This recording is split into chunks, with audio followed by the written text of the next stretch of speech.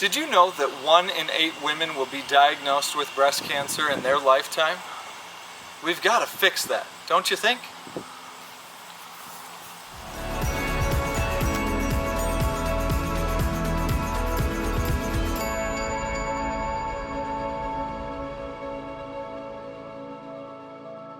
Welcome back to my basement studio, everyone. Here we are again for episode 3. We made it this far, and look around, it's October. There's that slight chill in the air, the color in the trees, and it's that time of year where you know inherently that you need to throw on a little more pink. For me, it's a year-round journey, and I know it is for many of you too, but we see it everywhere we go, that pink army starting to come out of the woodwork. Today we have a special treat. Because we're in October, we've been able to pull so much content from social media that you have provided us. Let's take a look at some of that right now.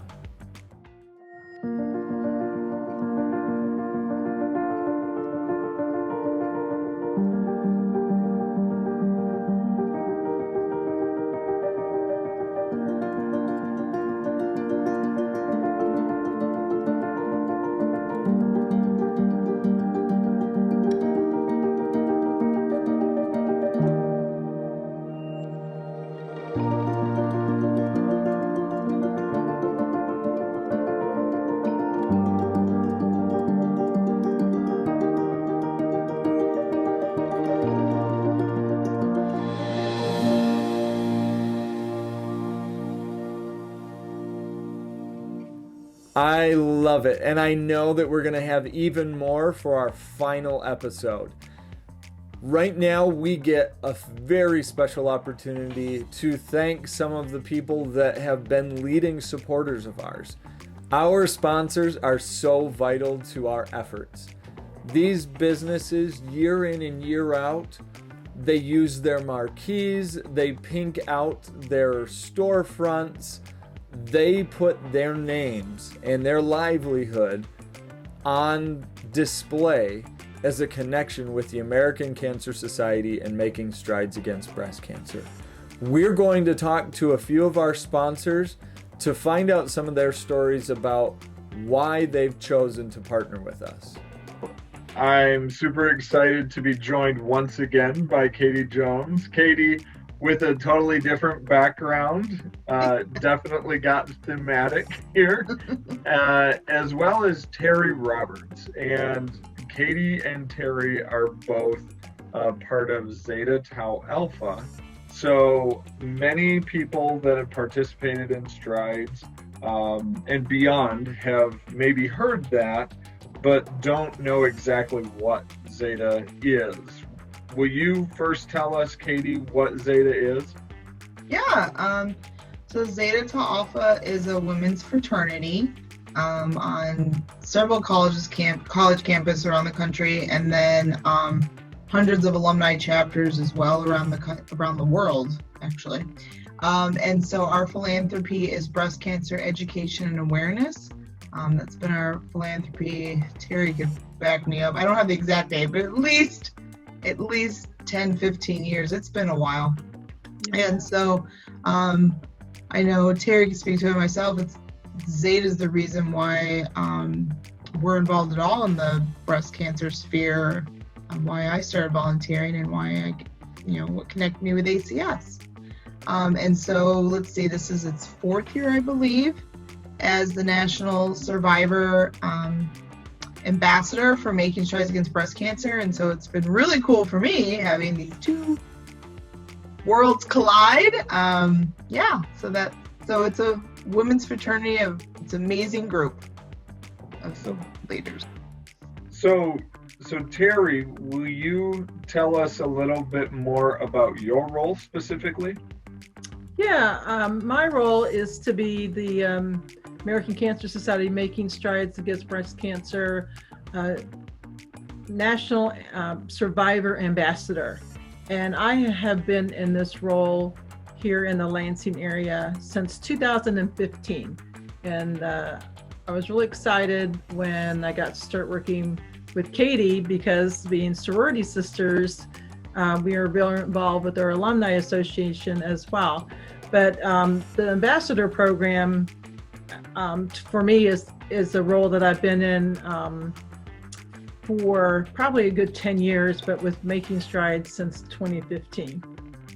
Awesome. And basically our commitment is to the survivors, and our commitment is to give them a great experience and on the day of the event that we host with you as a partner. Well, that brings up a really great question. I was going to ask you how long you've been volunteering and why you signed up. You actually kind of covered that. But you talk about that survivor experience. Can you tell us more about maybe one or two of your favorite parts of that experience? One of my favorite parts is I have several areas, and one is working with the committee itself. It's just a dedicated group of women and men that I get to work with the AC office.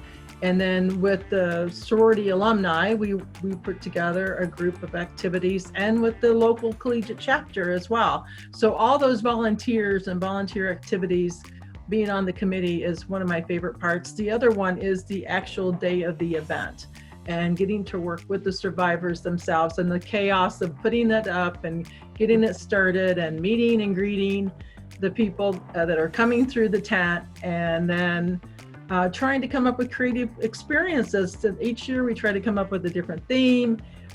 You can see my friend here, my co-worker, has been at a couple of events, and just trying to create a great environment so the survivors really enjoy their day and make them feel special. I've talked to people before about, not doing things because of fear of the outcome. And I think, well, among the treatments for cancer is not ignorance. It's not, if I don't know I have it, then I'm fine. It's important to know that you have it, because the earlier we know, the more options there are. Yeah. Well, thank you again, Terry, for jumping on this with me. Unipart. There was one other thing I was going to say. A lot of people don't realize, I think a lot of Zetas and maybe people at ACS, that we were connected prior to the Making Strides walk through Crucial Catch. Zeta wasn't an official Crucial Catch partner, but they were with the NFL. So all those years that we had, now it's more than just breast cancer, but when it was, particularly when they were pink games, Zetas were at those NFL games handing out ribbons. At the same time, ACS was working with NFL to raise money for change grants. And so we were already working together. Didn't have anything. It was interesting to me, and it just made total sense when we started officially working together. Yeah, I think it's a great partnership, and I have done events where I had you guys come in and do a high school football game that my son played football here locally, and I contacted your office and I said, "Oh, sure, here's all your things. Just come pick them up, and we'll be happy to work with you on a pink out event." And it was just such an easy partnership arrangement. It was just a really good experience, and I was able to be involved with you guys even before we were officially partners. Yeah. Okay. I am Dr. Lisa Wintonley. I'm a breast surgical oncologist for Central Michigan University, and I am also the medical director of oncology for Ascension here in Saginaw. And so I proudly serve the Saginaw, Bay City, Midland, and Greater Tawas, Marlette area, and am proud to solely take care of breast cancer patients. Awesome. So in this episode, we're going to hear from a number of different sponsors, and your affiliation with Ascension St. Mary's they're recognized as a flagship sponsor, which is awesome. It's a new level, and in no small part due to the enthusiasm that you pumped into the group last year. We're very excited about that. But to back up a little bit, Sure. unlike a lot of these other sponsors, you've got frontline access. So as an oncologist, I'm curious, what in your life made you decide that you wanted to go into oncology? So I think I wanted to be a doctor from the time I was tiny. I can't really remember when. But when I was in high school, my best friend was diagnosed with rhabdomyosarcoma behind her eye. And I think that radically changed my view of cancer and the importance of a survivorship community and being a part of that survivorship community. And while I love being a surgeon, to cut is to cure, so they say, I also very much longed for the continuity of care and rapport building that you get when you get the opportunity to take care of cancer patients. And so as I was working my way through residency, breast surgery, and being a part of that community just felt like it was the best fit for my life and career. I think that it gives me the best fulfillment at the end of the day. And I have a unique opportunity to get to know some really great women and to be a part of their lives for decades to come. Awesome. I've got I guess similar opportunity to get to know just absolutely incredible women, and they've changed my life far more than I could ever hope to say that I've changed theirs. But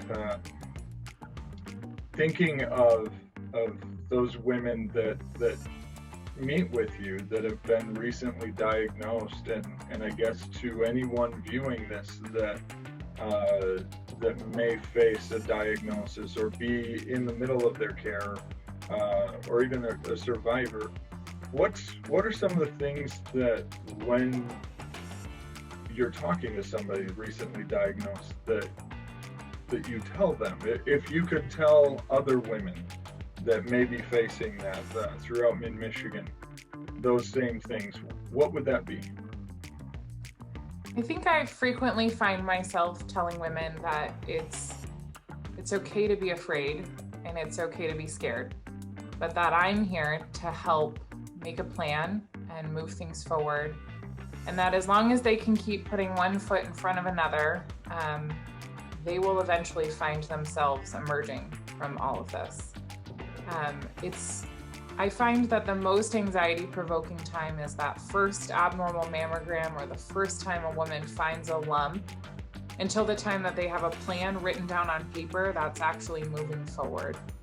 And I recognize completely that that's very anxiety-provoking. So we work very hard to make sure that that's as short of a period of time as possible. And I also just remind them that every step of the way, I will be there.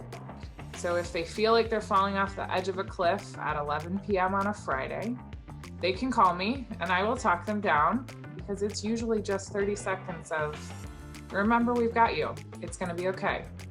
85% of women live to die from something else, is what I often say. But, it's allowed, very much allowed to be scary. And we've got their back. Awesome. I love that message. But it gives me hope. So thank you for that. Now, I do have one other question for you. Sure. So in all of this, you've also chosen to be supportive of the American Cancer Society. Why is that important to you? So I've been a Relay for Lifer since I was 16. I spent most of my volunteerism in college volunteering for Relay for Life, putting on a very big event at the University of Cincinnati. And I remember very distinctly when interviewing for medical school, them asking me why my resume was so thin. And I said, it may look very thin to you that I have one volunteer activity, which is Relay for Life. But I spent endless hundreds of hours volunteering myself to making sure that I raised more money than anyone else in the history of the University of Cincinnati, and that I raised more money than Xavier, because I like to compete and I like to win. It's falling down. When I came to Central Michigan, and I realized that we had a team for making strides against breast cancer and that we were being beat, for lack of a better word, by our local community hospitals. I rallied the troops and told everyone I knew that we had a team and that they needed to participate and they needed to raise money and sell buttons and make ribbons and make t-shirts. And so I think that I just thrive off of that competitive spirit. I think that the cause is something you can't put into words. An organization that values patient education, patient access to care, and supporting a survivorship community to empower each other. So I think the American Cancer Society does a great job of bringing cancer survivors together so that the community can remind itself that they're stronger together. And that's something that I've always loved about the American Cancer Society, and I will continue to love. And it's the reason that I think participating and making strides, even though it's virtual this year, is very, very important. Because without each other, we are nothing. And that's something the American Cancer Society puts at the forefront of its fundraising campaigns, and I love that about them. So bad. So I guess I'll start by asking you, what was it that first made you think, some of the sponsorships and partners that we have are because I'm beating down doors and trying to talk to everybody I can looking for. This was a case where you actually came to us, which let's have that happen. Right. But so from a bit of a unique perspective where you initiated this, what were those early thoughts on why you wanted to do this?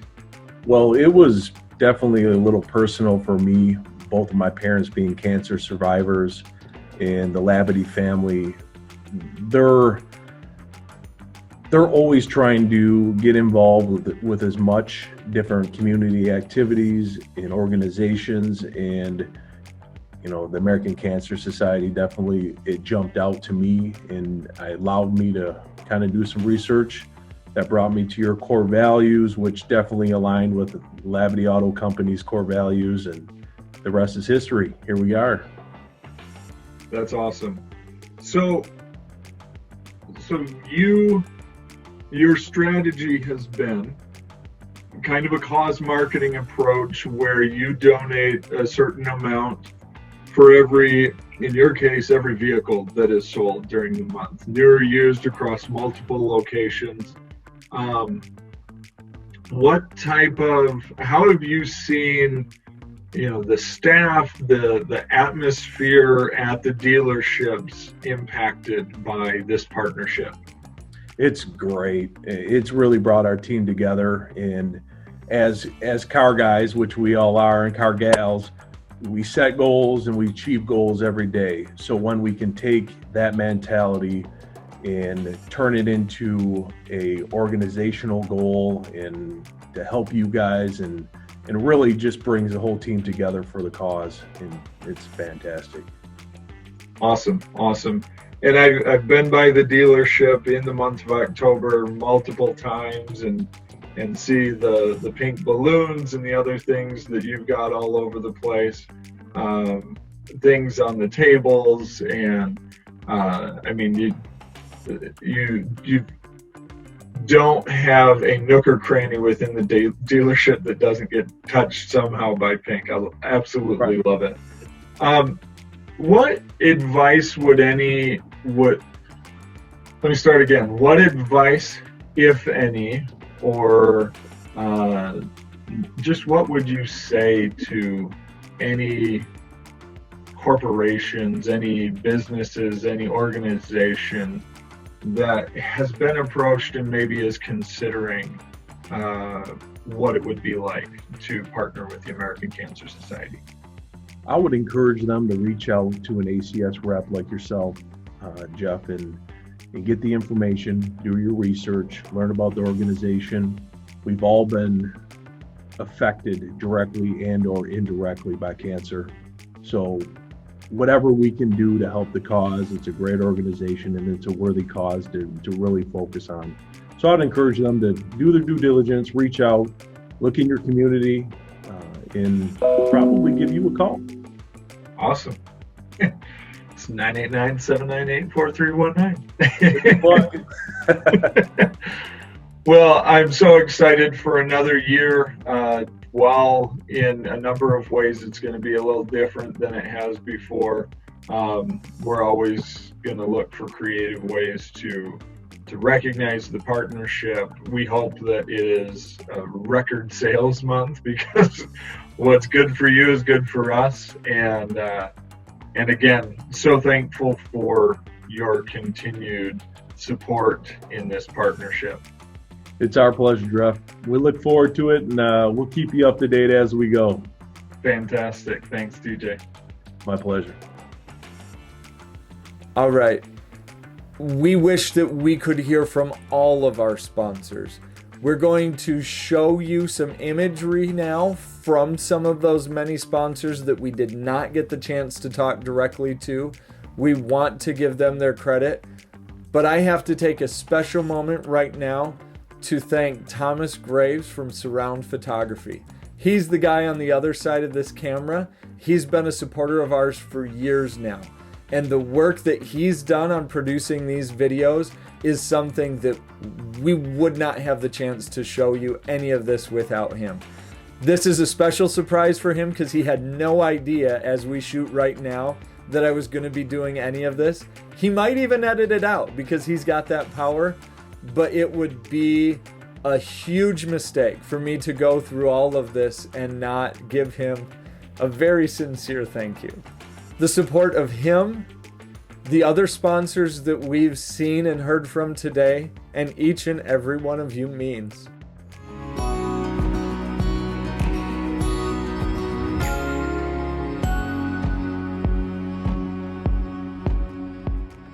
We're well into October, and that's a wrap for episode 3. We can't wait to see what lies ahead of us before we have our final wrap-up episode. I know that you're continuing to do incredible things. I know that the dollars that we've raised in mid-Michigan are going to multiply between now and that final episode, and I can't wait to bring you that joyful surprise. Thanks, everybody, and we'll see you soon.